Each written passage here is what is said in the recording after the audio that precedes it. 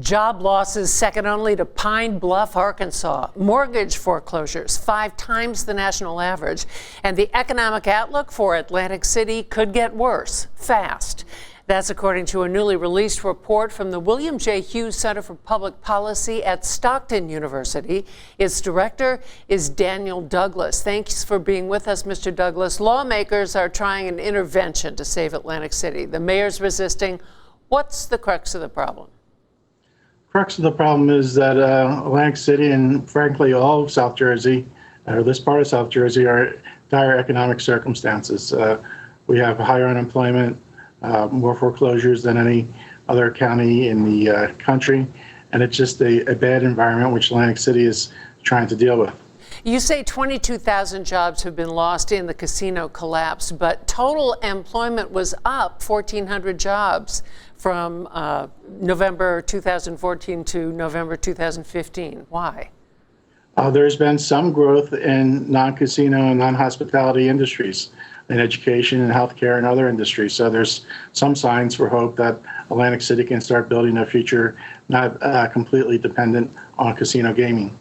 What is the overall foreclosure rate in the city, and how does that affect the economic stability of the region?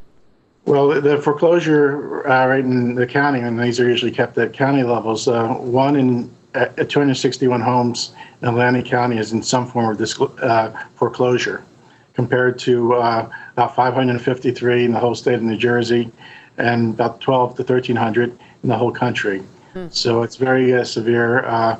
Foreclosures or home sales in Atlantic County have gone down 65% just over the last year. So it's a rather precipitous decline. From your research, what would allowing gaming in North Jersey do to the already shrinking job market?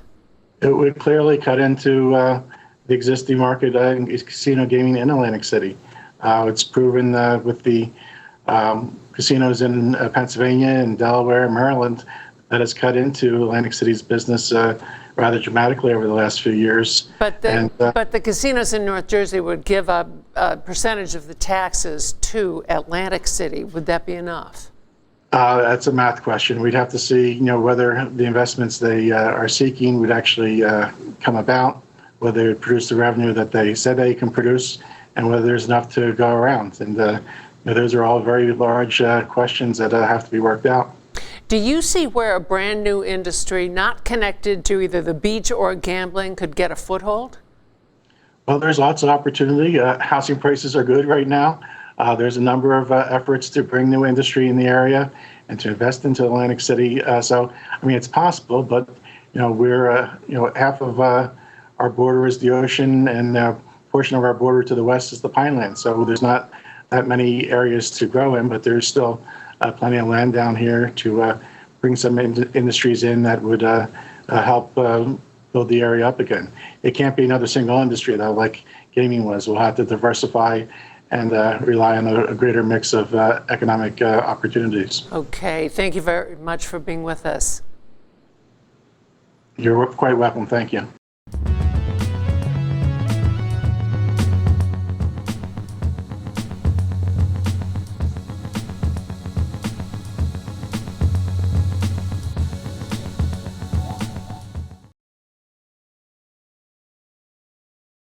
The trouble with this argument of our great scholar McKittrick, again, is that it purely is a political argument. In other words, it argues that a flaw in the political structure of the South is the real problem.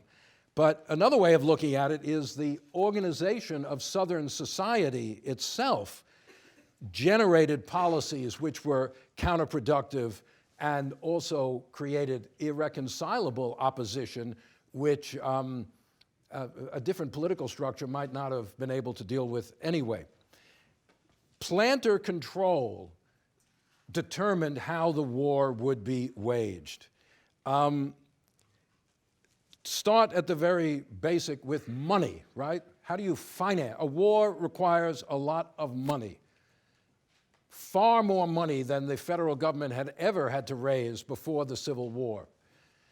Where do you get this money? Well, there are 3 ways to finance a war. This is oversimplifying. 1, taxation, right? Taxes is the way to raise money. 2, borrowing. Issue bonds, which will be repaid down the road with interest. That's future taxation. To pay the bonds, you're going to have more taxation, but you're putting it off for a while.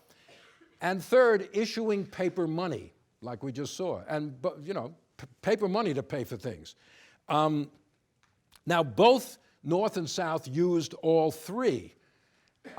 Both issued a lot of paper money and suffered, therefore, from inflation, because the more money there is in circulation, the more prices go up because there's more money chasing scarcer goods.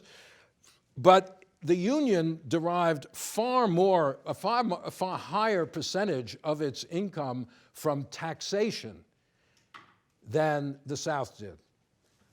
This is one of the problems of this is one of the complaints of the libertarian critique of Lincoln, that he instituted all these taxes. It's the modern state, the income tax, but everything was taxed, excise taxes, the tariffs.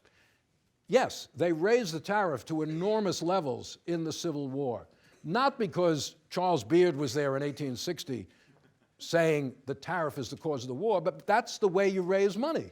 You tax imported goods. Now, later, the tariff became a fixture to protect northern industrialists, but it's instituted in the Civil War to get money to help pay the war. Then they issue a lot of bonds, but in the South, far more is from paper money. And in other words, what I'm saying is the planters didn't want to pay the taxes to finance the war they had themselves brought on.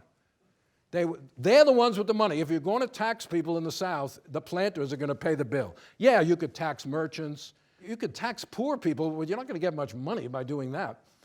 The planters have the money, and if you have a tax system, you've got to go after where the money is. But they didn't want to pay taxes. I mean, I can well understand that, but that created a great problem for the Confederate finance system. They did eventually, now also, as we'll see next time, the paper money issued in the North was declared to be what they call legal tender. That is to say, you've got to accept this money. I don't care if you don't think it's worth anything. If I owe you money, I borrowed money from you. Yeah, see that guy? I can borrow a lot of money. Let's say I borrowed, but I borrowed before the war, it's gold, or it's money backed with gold. That's real money. Now, I've got all this paper money, it's legal tender. I can pay you back with this money. Creditors run for the hills. They don't want to be paid back in money which is worthless. But nonetheless, legally you can. So that makes the money acceptable everywhere. It's legal tender. The South did not make their paper money legal tender. Therefore, you could accept it or not as you saw fit, which meant its value deteriorated far faster than in the North, because people just wouldn't accept it unless they were, strong patriots, et cetera, et cetera. They did institute in 1863 what they called the tax in kind, where the army would simply appropriate goods from farms and plantations, crops, equipment, and give you receipts and everything, but that caused enormous resentment, as we'll see in a minute, from poorer families who found it, really a gigantic burden for the army to come along and take a bunch of their growing crops or what farm equipment they have, et cetera. The main economic resource of the South, of course, was slaves, but also cotton. And they could never figure out what to do with their cotton. That was the most valuable thing they had. Some people said the government should just seize all the cotton. The crop of 1860 was gigantic, 4 million bales. The government should appropriate that cotton and sell it overseas, and that's the way to get money. Cotton, even though there's a blockade, it's not very effective. But they actually took the opposite plan, which was the cotton embargo. Because remember, the king cotton idea had gotten very deeply built into the Southern psyche. The notion, as Hammond said, cotton is king. No power on earth dares to make war on cotton, 1858. Well, the theory was, since the British, we know, are just, interested in money, right? They don't care about anything except money. If we withhold our cotton, the British, industrial sites, the factories will run out of cotton very soon. And they'll start losing money, and they'll have to throw people out of work. It'll cause all sorts of disruption in Britain, and they will be forced to recognize the Confederacy. Now, this will be a, sort of like today, with our economic sanctions we've put onto Russia, which usually don't really work all that well, but that use the economic power to force another country to do something you want them to do. Well, but it didn't work. It didn't work for a number of reasons. One, the previous cotton crop, 1859, was also so big that there were giant stockpiles of cotton still in existence in England. So the cotton famine, which does happen, doesn't really take hold for another year or so, until late 1862. So the first year or so of the war, King Cotton diplomacy, or the cotton embargo, is not really having any particular effect. Secondly, a lot of people are secretly shipping cotton anyway through the blockade or to the north, selling it to the north. Again, I don't mean, there were these planters, most of them were certainly loyal Confederates, but quite a few of them wanted to make a buck also. And they would, particularly when the Union Army gets into the Mississippi Valley, you'll find a lot of planters selling cotton, even though it's totally against the Confederate policy, to speculators and others in the Union Army for sale to the north. Because one of the things that happens because of the cotton embargo is the price of cotton goes sky high on the world market. Cotton becomes even more valuable if you can get it out and sell it.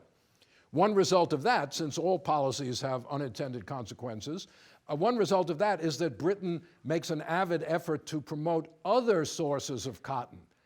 They move to start growing cotton in Egypt and in India. So when the war ends, the South no longer has the kind of monopoly on cotton that it had before the Civil War. And that means, this is down the road, we'll see, in the late 19th century, there's a giant overproduction of cotton in the world. Cotton is no longer as valuable in the South in the late 19th century because it's being produced in many, many places now, and far more of it than is really needed. So after the war, the price of cotton goes down to almost nothing by the 1890s. Nobody understood, knew this when the war was going on, but one of the effects. But as the war goes on, the economic situation in the South deteriorates, partly because the areas under Northern control grow in size and economic resources are taken away from the South and now under Northern control. There's scarcities of all sorts of goods, salt. Interesting book long ago about salt in the Confederacy. Doesn't seem that interesting, salt. But salt was essential for preserving meat, right? That's how they killed their hogs, and they preserved it as bacon and other stuff over the winter. But without salt, you couldn't do that, which was a tremendous hardship to poor families. Another book about ersatz, in other words, artificial things. When they ran out of leather, they made shoes out of cardboard and stuff, always trying to substitute. So scarcity was a problem, inflation was a problem, the excessive issuing of paper money was a problem. By the middle of the Civil War, you have, wait a minute, let's see if we can find it. There it is. This is the Mobile bread riot of 1863, where a crowd of women, McCurry talks about this kind of thing, a crowd of women is rioting for bread or peace, they say. This is a fanciful lithograph from a newspaper at the time. It's not an eyewitness account, but it's these Richmond, Mobile, these bread riots where women took to the streets because they couldn't feed their families. And it just shows the economic disruptions that were going on in the South.